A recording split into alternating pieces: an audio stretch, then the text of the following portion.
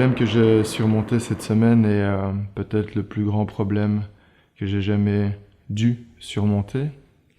Je suis allé chez un directeur d'école, celui qui s'occupe de mes enfants, et je lui ai partagé un malaise, celui d'avoir rencontré dans la cour de récréation un des surveillants qui offrait des bonbons à mes enfants. Ça m'a mis très mal à l'aise, mais j'ai pu surmonter ma honte, ma peur, mon dégoût et convertir ça en quelque chose de positif. Et donc j'ai pu réparer quelque chose de très important pour moi et prémunir mes enfants d'un danger évident. L'erreur que j'ai commise cette semaine, c'est que même en ayant fait cette grande chose, j'arrive pas encore à accepter d'avoir des émotions qui puissent me démonter, me rendre fatigué ou triste. C'est pas facile de se savoir imparfait. Vers où va ma vie? Je pense que ma vie va de plus en plus vers de l'ouverture à moi-même.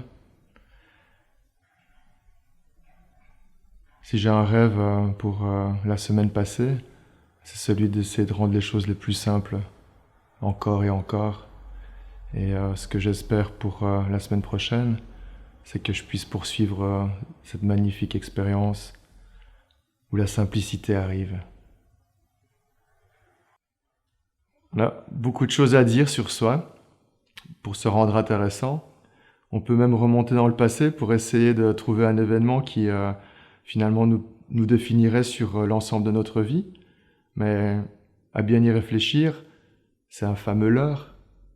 On ne peut pas être juste victime d'attouchement et de redéfinir toute sa vie par rapport à ça. C'est beaucoup trop réducteur. Mais ça fait tellement bien de raconter ça plutôt qu'autre chose.